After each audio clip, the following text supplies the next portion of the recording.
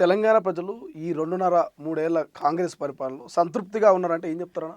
100% నీకు ఎక్కడ కూడా రైతులు అదే కదా వాళ్ళ బాధ ఏంటంటే రైతులు రావట్లేదు. ఇప్పుడు నిరుద్యోగులు ఉన్నారు కదా, అందులో అందరు లేరు. ఓకే. ఇప్పుడు చదువుకునేవాడు ఎప్పుడు రోడ్ల మీద రాడు, గుర్తుపెట్టుకోండి. ఒక ఉద్యోగమైనా 10 ఉద్యోగాలైనా ఎన్ని ఉద్యోగాలు అంటే కానిస్టేబుల్ టీచర్ ఉద్యోగాలు ఎక్కువ ఉంటాయి. కాకపోతే ఇప్పుడున్నటువంటి ఆర్థిక పరిస్థితి ప్రకారం ఆర్థిక శాఖ 5,000 ఉద్యోగాలకు ఆమోదం తెలిపింది. నిరుద్యోగం అనేవాడు దేని మీద ఉద్యోగం చేయాలి చెప్పండి? అక్రమాలు జరిగితే ఉద్యమం చేయాలి, అన్యాయం జరిగితే పరీక్షా పత్రాలు లీక్ అయితే ఉద్యమాలు చేయాలి. మరి ఇప్పుడు ఈ ఉద్యమాలు చేసే వాళ్ళు నిజంగా నాయకులేనా? ఇప్పుడు నిరుద్యోగుల తరఫున కాదు. ఎందుకంటే నిజమైన నాయకుడు అయితే మరి నీటి పరీక్ష పైన కూడా 25 లక్షల మంది విద్యార్థుల జీవితాలు నాశనమైనవి కదా. వీళ్ళు నిజమైన విద్యార్థి నిరుద్యోగ నాయకులు అయితే మరి వాళ్ళు విద్యార్థులే కదా, వాళ్ళు నిరుద్యోగులే కదా, గ్రాడ్యుయేషన్ కోసం నీట్ రాసేవాళ్ళే కదా.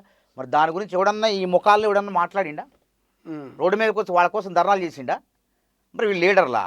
వీళ్ళు కృత్రిమ లీడర్లు అంటారు ఇట్లాంటి వాళ్ళని. అంటే ఒకే అంశాన్ని పట్టుకొని ఎవడో చెప్పినట్టు మీరు ఇట్లా రచ్చ చేయండి, ఇట్లా మొత్తం రేవంత్ రెడ్డి సర్కార్ని బద్నాం చేయండి అన్న బ్యాచ్ ఇదంతా కూడా. కానీ ఇదే బ్యాచ్, ఇదే కృత్రిమ లీడర్లు గతంలో కాంగ్రెస్ అధికారంలోకి రావాలని వాళ్ళు బస్సు యాత్రలు చేసారు కదా. వాళ్ళు కూడా కేసీఆర్ డౌన్ కేసీఆర్ గద్దె దించాలన్నారు కదా. కరెక్టే.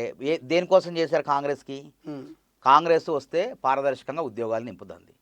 గత ప్రభుత్వం చేతగా అన్నటువంటి 22 నోటిఫికేషన్లో 13 నోటిఫికేషన్ లీక్ అయితే రేవంత్ రెడ్డి వచ్చి పరీక్షల వ్యవస్థను ప్రక్షాళన చేసి టీజీపీఎస్సీని ప్రక్షాళన చేసి యూనియన్ పబ్లిక్ సర్వీస్ కమిషన్ చైర్మన్ల దగ్గర పోయి ఒక ముఖ్యమంత్రి ఇప్పుడు కొత్తగా ముఖ్యమంత్రి అయ్యారు కలకత్తా కానీ పశ్చిమ బెంగాల్ కానీ ఇంకా బీహార్ కానీ ఎవడన్నా పోయిండా?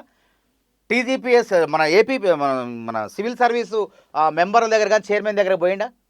యూనియన్ పబ్లిక్ సర్వీస్ కమిషన్ వాళ్ళ దగ్గర పోయి కూర్చున్నారా? మరి రేవంత్ రెడ్డి నిబద్ధత అది. నిరుద్యోగులకు మేలు చేయాలి. ఎన్నో ఆటంకాలు ఉన్నాయి. ఈ ఆటంకాలని ఈ సవాళ్ళని అధిగమించి నిరుద్యోగులకు మేలు చేయాలని చూస్తే నిరుద్యోగులు కొంతమంది కృత్రిమ నిరుద్యోగులు తయారయ్యి రేవంత్ అంటే బీఆర్ఎస్ వాళ్ళు చేత కాలేదు కాబట్టి రేవంత్ రెడ్డి కూడా చేయొద్దు అంటే సినిమా వెనక రజనీకాంత్ సినిమాలో రమ్యకృష్ణ ఉంది కదా, డైలాగ్ ఉంది కదా, ఏమంటది? నాకు దక్కంది అన్నటికీ ఇంకోటి దక్కడానికి వీలేదనేది నెపం బీఆర్ఎస్ వాళ్ళది. అంటే నేను గ్రూప్ 1 పెట్టడం చేత కాలేదు, నేను గ్రూప్ 2 పరీక్షలు పెట్టడం చేత కాలేదు, ఇంజనీరింగ్ ఉద్యోగాలు భర్తీ చేయడం నా వల్ల కాలేదు, లీకులు అయిపోయినాయి కాబట్టి రేవంత్ రెడ్డి వల్ల కాకూడదు. కాబట్టి ఏం చేయాలా? ఇట్లాంటి కొంతమందిని బిచ్చగాళ్ళని ఉపయోగించుకోవాలి. వాళ్ళు ఎటు కాకుండా అయిపోతారు. నేను చెప్తాను కదా, ఇప్పుడు వాళ్ళు అటు కాకుండా ఇటు కాకుండా. కానీ చదువుకునేవాడు 67 రేవంత్ రెడ్డి సర్కారు ఏ ప్రభుత్వం? ఇప్పుడు అప్పుల ప్రభుత్వం ఆ ప్రభుత్వం అని అయినప్పుడు అప్పులు ఈ ప్రభుత్వం అంటారు వాళ్ళు. మరి నోటిఫికేషన్లు కూడా ఈ భర్తీ చేసిన ఉద్యోగాలు కూడా ఈ ప్రభుత్వానే కదా. 67,673 ఉద్యోగాలను ఎటువంటి లొసుగులు లేకుండా లోపాలు లేకుండా పారదర్శకంగా భర్తీ చేయటమే గొప్ప ఘనత. దాన్ని అభినందించకుండా ఎవడో ఉచ్చులో పడి వాడు ఆడమన్నట్టు ఆడితే ఎవడికి నాశనం? నిజమైన నిరుద్యోగి ఎప్పుడు కూడా రోడ్ల మీద రాడు. కానీ ఇప్పుడు మీ గవర్నమెంటే ఏడాదికి 2 లక్షల ఉద్యోగాలు ఉన్నది, జాబ్ క్యాలెండర్ ఉన్నది, అండ్ దాంతోపాటు మెగా డిఎస్ అన్నది, పోలీస్ ఉద్యోగాలు 19,000 18,000 ఖాళీ ఉన్నాయి అన్నది.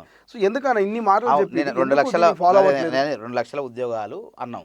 వాస్తవంగా ఈ రాష్ట్రంలో ఉన్నది 2 లక్షల ఉద్యోగాలు. ఇప్పుడు కింద పడి మీద పడి న్యాయపరమైన చిక్కులు పరిష్కరించి 67,673 ఉద్యోగాలు భర్తీ చేసినాం. ఇంకా భర్తీ చేయాల్సి దశల వారీగా భర్తీ చేస్తాం. 1,40,000 ఉద్యోగాలు ఉంటాయి. వాటిని భర్తీ చేయాలని ఆలోచనలో ఉన్నాం. కానీ కొన్ని చిక్కులు ఉన్నాయి. అవుట్ సోర్సింగ్ ఏజెన్సీలు, కొన్ని ఉద్యోగుల సంఖ్య చెప్పకపోవటం, 25,000 మంది తేడా రావటం, ఒక్క ఉద్యోగం మిగిలిన నిరుద్యోగులతో భర్తీ చేయాలని ఆలోచన రేవంత్ రెడ్డి గారిది. అందుకే గత ప్రభుత్వం పదవీ విరమణ చేసిన వాళ్ళకి ఉద్యోగాలు ఇస్తే వాళ్ళందరినీ పీకేసి 6,000 ఉద్యోగాలు మళ్ళీ నిరుద్యోగులతో భర్తీ చేయాలనే సంకల్పం రేవంత్ రెడ్డి గారిది. కాబట్టి ఇక్కడ గతంలో 2 లక్షలు అంటే మేము ఉద్యోగాలు జాబ్ క్యాలెండర్ విడుదల చేసినాం. విడుదల చేసి భర్తీ చేయలోపు ఆపింది ఎవరు? ఈ ధర్నాలు చేసేవాళ్ళు కాదా? ఈ ధర్నా బ్యాచ్ కాదా? మేము భర్తీ అయిపోతే ఇంకో నోటిఫికేషన్ వచ్చేది ఈ పాటికి. అందులో గ్రూప్ 1 ఉంది, గ్రూప్ 2 ఉంది, అన్నీ ఉన్నాయి. లేదు మా గ్రూప్ 1 పెట్టడానికి లేదు, కొంచెం సమయం కావాలా, డిఎస్సి వాయిదా వేయాలా, గ్రూప్ 2 వాయిదా వేయాలా, గ్రూప్ 3 వాయిదా వేయాలంటే పుణ్యకాలం మొత్తంగా 1 సంవత్సరం పాటు మొత్తం క్యాలెండర్ని జరపాల్సి వచ్చింది. ఇప్పుడు పాత ఉద్యోగాలని ఇప్పుడు కొత్త ఉద్యోగాలు మేము జాబ్ క్యాలెండర్ డేట్లు కూడా ప్రకటించి ఆ ప్రకారం ఇద్దామంటే లేదు, పాత ఉద్యోగాల బూజు దులుపుతాం మేము, ఆ కొత్త ఉద్యోగాలకు నోటిఫికేషన్ ఇస్తాం. లేదు ఈ ఉద్యోగాల పరీక్షలు వాయిదా వేయమంటే వాయిదా వేయటం వల్ల జాప్యం జరిగింది. జాప్యం జరగటం వల్ల ఏమైంది? వర్గీకరణ వచ్చేసింది. వర్గీకరణ వాళ్ళు ఏమంటారు? మందకృష్ణ మాదిక్ గారు ఏమంటారు? ఈయన పాత నోటిఫికేషన్ నుంచి అమలు చేయాలంటే సాధ్యం కాదు. జీవోలో ఏది ఉంటే నోటిఫికేషన్ ఇచ్చినప్పుడు ఆ జీవో ప్రకారంగా ఉద్యోగాలు భర్తీ చేయాలి. కాబట్టి వారు నచ్చ చెప్పిన వారు విన్నారు. సరే, తదుపరి నోటిఫికేషన్లో భర్తీ చేయాలి కదా. అసలు మొదటి రాష్ట్రం తెలంగాణ కదా వర్గీకరణ అనేది. మిగతా రాష్ట్రాలు ఆంధ్రప్రదేశ్, మనం ఆంధ్ర కన్నా ముందు మనం చేసినాం. ఇప్పుడు విద్యా ఉద్యోగాల్లో వర్గీకరణ ప్రవేశపెట్టినాం, సీట్లు పొందుతున్నారు. కాబట్టి ఇంత మంచితనంగా మనం వ్యవహరిస్తుంటే సమయంతో ఈలోపు అవాంతరాలు వచ్చి పడ్డాయి. తర్వాత ఇలా కానిస్టేబుల్ ఉద్యోగాలు చూసుకుందాం, 19,000 నిజంగానే ఖాళీలు ఉండొచ్చు. కానీ అత్యవసరం, ప్రభుత్వాన్ని తెలవదా, అత్యవసరమైన సర్వీస్ అది.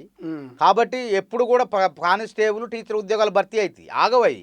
కానీ రేవంత్ రెడ్డి సర్కార్ ఏంటంటే దశల వారీగా ఇప్పుడు ఇచ్చి ప్రతి నెలా ఉద్యోగాలు, మొన్నే 3,000 ఇచ్చినాం, ఇప్పుడు 5,000 ఇస్తాం, ఇంకో నెలలో ఇంకో ఉద్యోగాలు, సాధారణ ఉద్యోగాలు, గ్రూప్ 2 గ్రూప్ 3 ఈ ఉద్యోగాలు ఇచ్చుకుంటా పరీక్షలు పెట్టుకుంటా పారదర్శకంగా జరుగుతుంటే ఇంక ఇబ్బంది ఏముంది, ఇప్పుడు ఎక్కడ లోపం ఉంది? నిరుద్యోగులు 5,000 వద్దని పెద్ద ఎత్తున వాళ్ళ ఆందోళన వ్యక్తం ఎక్కడ కూడా ఆగాయా? 5,000 వస్తాయా? ఇప్పుడు ఎంత ఆందోళన వాళ్ళ ప్రచారం ఏంటంటే చదువుకునే వాడికి ఇవన్నీ ఉండవు, ఒక్క ఉద్యోగం నాదే అనే ఏకాగ్రతతో అదే దృష్టితో పోతాడు. రిజర్వేషన్లు వంతుల వారీగా ఉండవు.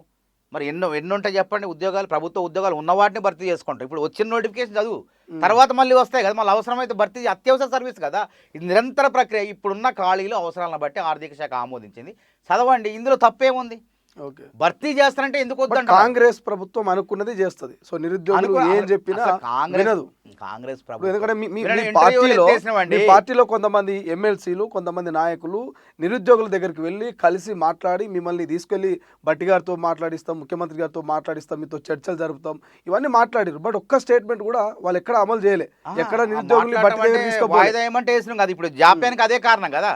ఇప్పుడు వాళ్ళ దొయ్యి ఎవరైతే కృత్రిమ నిరుద్యోగులు ఉన్నారో ఈ కృత్రిమ నిరుద్యోగులు చేపట్టి పరీక్షలు వాయిదా వేసినాం. వాయిదా వేస్తే సరే ఉద్యోగాలు కొంతమంది లేటుకు పెట్టిన ఉద్యోగాలు కొట్టుకున్నారు, మొత్తానికి 67,000 మంది బయటికి వెళ్ళిపోయారు. వీళ్ళ వల్లే కదా ఆ రోజు వాయిదా, చర్చలు పిలిస్తేనే కదా, చర్చలు పిలిచి విన్న తర్వాతనే కదా టీచర్ ఉద్యోగాలు వాయిదా అయ్యాను అన్నాం. ఆ రోజు ఎందుకన్నాం? ప్రభుత్వ పాఠశాలలో పిల్లలు ఆగమైపోతున్నారు టీచర్ లేక, కాబట్టి ఆ ఉద్యోగాలు మాత్రం కుదరదు. గ్రూప్ 1 వాయిదా వేసినాం, గ్రూప్ 2 వాయిదా వేసినాం, ఒకటి వాయిదా అయితే తర్వాత ఉద్యోగాలన్నీ కూడా గ్రూప్ 3 కూడా వాయిదా వేయాల్సి వచ్చింది.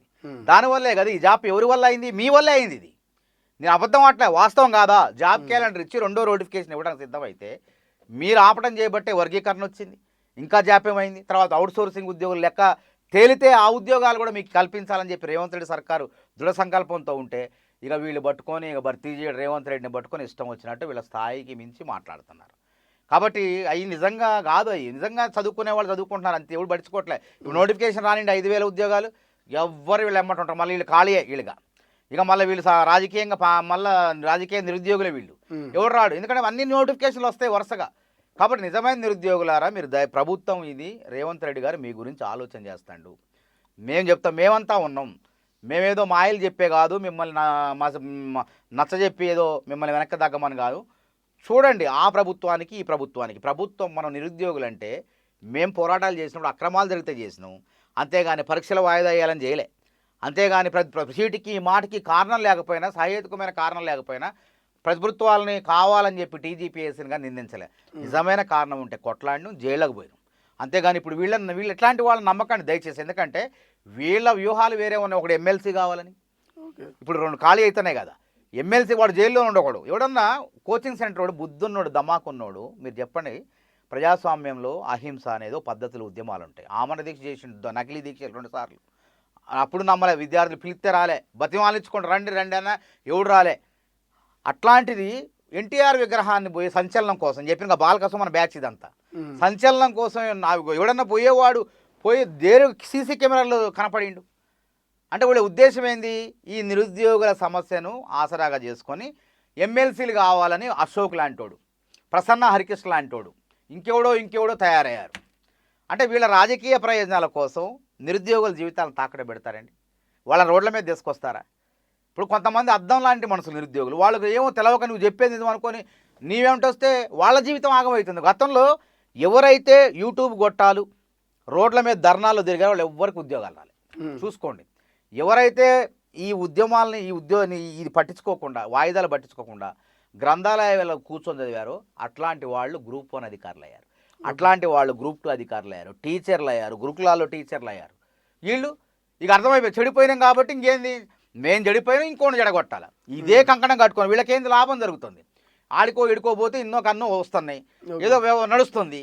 కాబట్టి ఇదే బాగుంది, లాభసాటి వ్యాపారం అనుకుంటారు. ఒక రాజకీయంగా మనం ఎదగొచ్చు, టీవీలో కనపడవచ్చు, కానీ నువ్వేం తప్పు చేస్తున్నావు. అందుకే మీ ఆత్మపరిశీలన చేసుకోండి అంటున్నా. మీ ప్రయోజనాల కోసం మీ ఎమ్మెల్సీల కోసము లేకుంటే మీ రాజకీయ ప్రయోజనాల కోసము అనవసరమైన విషయాల గురించి మాట్లాడకండి. నిజమైన దాని గురించి మాట్లాడలే. ఆ రోజు కానిస్టేబుల్ వయోపరిమితి ఎవరు నేను మాట్లాడినా. నేను ముఖ్యమంత్రి గారికి మెసేజ్ పెట్టి సీఎంఓకి అందరికి మెయిల్స్ చేసి వాట్సాప్లో పెట్టి నరేందర్ రెడ్డి గారిని తర్వాత మహేష్ కుమార్ గౌడ్ గారిని కలిసి వింతపత్రాలు ఇచ్చి ఇది జెన్యూన్ విషయం, మనం కంపల్సరీగా సడన్లీ దాన్ని ఇవ్వాల్సిందని అంటే రేవంత్ రెడ్డి గారు ఇచ్చారా లేదా? మళ్ళీ దాని మీద మళ్ళీ ఇంకా ఇవ్వాలా? ఎట్లా చూడాలి, కొన్ని ప్రమాణాలు కూడా ఉంటాయి కదా. ఇచ్చినంతవరకు సంతోషపడకుండా ఇంకా కావాలి అలా ఉన్నదాన్ని చదువు. ఫస్ట్ ఉన్నదాన్ని సక్రమంగా చదివి అందులో ఉద్యోగం తెచ్చుకున్నట్టు చేసుకుంటే వాళ్ళెవరు ఇప్పుడు అన్నీ ఉన్న ఆకు అనిమనిగా ఉంటుంది. అంటే బాగా చదువుకునేవాడు వాళ్ళు లైబ్రరీలకే పరిమితం అవుతారు, బయటికి రారు. చూడండి ఇప్పుడు వచ్చిన జాబ్లో గ్రూప్ 1 ఉన్నారు కదా, మీరు ఇంటర్వ్యూ చేశారు కదా, వాళ్ళు ఎంత ప్రతిభావంతులు అంటే ఒక్కొక్కళ్ళు సివిల్స్ ఇంటర్వ్యూలు ఉపయోగించారు వాళ్ళంతా. మొన్న 20 మందికి మళ్ళీ సివిల్స్ ఐఏఎస్లు ఐపీఎస్లు అయ్యారు వాళ్ళు. అట్లాంటి మేధావుల్ని మట్టిలో మాణిక్యాలని రాత పరీక్ష ద్వారా రేవంత్ రెడ్డి సర్కారు మంచి అధికారులు తయారు చేసింది. ఇట్లాంటి వాళ్ళు ఎట్లయితారు చెప్పండి? అధికారులు రోడ్ల మీద కూర్చొని ఇష్టం వచ్చినట్టు వాడు చెప్పినట్టు ఈడు చెప్పినట్టు ఉద్యమాలు చేసేవాళ్ళు, కృత్రిమ ఉద్యమాలు చేసేవాళ్ళు వాళ్ళు ఆగమైపోయారు. కానీ మిగతా వాళ్ళని కూసేగాడిది వచ్చి మేసేగాడిదని చెడగొట్టినట్టు చదువుకునేవాడిని చదువుకునేవాడు వచ్చి చెడగొట్టినట్టు ఉంది కథ మొత్తం కూడా.